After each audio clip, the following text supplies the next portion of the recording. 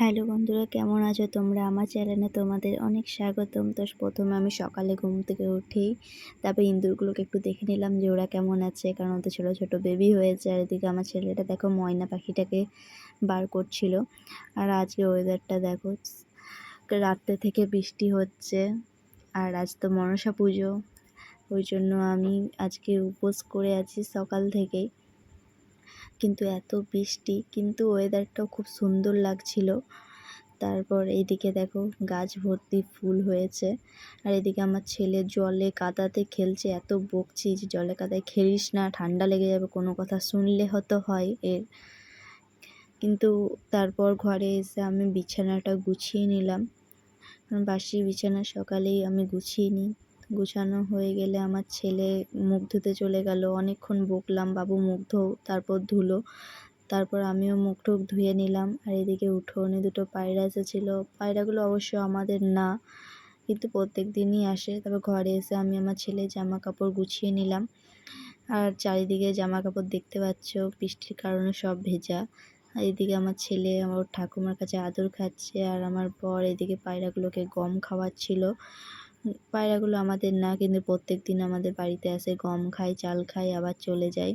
তারপর কিছুক্ষণ পর আমি চান টান করে নিলাম, কারণ আজ পুজোর দিন, আমি উপোস করে আছি। আমার ছেলের মানত ছিল আজকের দিনে, যখন চোখে লেগে যায় তখন খুব কান্নাকাটি করার পর মা মনসাকে মানত করেছিলাম যে মা মনসা, আমার ছেলের চোখ ভালো করে দাও, তোমাকে আমি দুটো সাপ বানিয়ে দেবো, নাক নাগিন।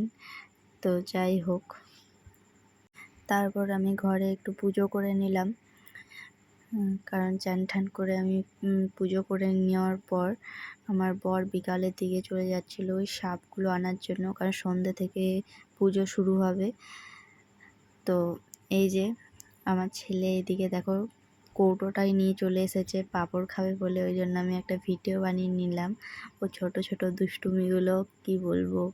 তারপর সন্ধেবেলায় আমার ছেলেকে রেডি করে দিলাম, আমিও রেডি হয়ে গেলাম। আর এদিকে আমার বর, আমার শাশুড়ি, আমার ছেলে সবাই মিলে চলে গেলাম মন্দিরে। এটা আমাদের বাড়ির মন্দির, কিন্তু পুজো হওয়ার দেরি হচ্ছে বলে আমাদের পাশের পাড়াতে ঠাকুর দেখতে বেরিয়ে গেলাম। তারপর এদিকে দেখো রাস্তাতে সব বাড়ি নিয়ে যাচ্ছে, দাঁড়িয়ে দাঁড়িয়ে দেখছিলাম, প্রণাম করলাম। তারপর আর একটু দূরে পাশের পাড়াতে আবার চলে গেলাম ঠাকুর দেখতে। ঠাকুর দেখা হয়ে গেল, কিন্তু আর একটা কথা, আমার বর গেছিলো ওই সাপগুলো আনার জন্য, কিন্তু ও বলছে এখনও কমপ্লিট হয়নি বানানো। কিন্তু তাকে বলা হয়েছিল আমার ছেলের মানত আছে, পুজোর দিন নেব, কিন্তু তার এখনও পর্যন্ত সম্পূর্ণ হয়নি সাপগুলো বানানোর, নাক নাগিন। কিন্তু ওই জন্য মনটা খারাপ হয়ে গেল, কিন্তু কোনো ব্যাপার না, মা মনসার অষ্টমঙ্গলার দিন দিয়ে দেব সাপগুলো, নাক নাগিনগুলো। কিন্তু আজকের দিনে দিলে ভালো হতো, আজ পুজোর দিন, কিন্তু কি করব। তারপর আমরা ঘুরতে বেরিয়ে গেলাম, আমি একটু ফটো তুলে নিলাম। তারপর আবার চলে এলাম মন্দিরে। এখন মন্দিরে পুজো হচ্ছে, পুজো শুরু হয়ে গেছিলো। তারপর ওইখানে পুজোর ওখানে অনেকেই ছিল। তারপর পুজো শুরু হয়ে গেল, কিন্তু আজ যদি নাক নাগিনটা দিয়ে দিতাম তো পুজো হয়ে যেত।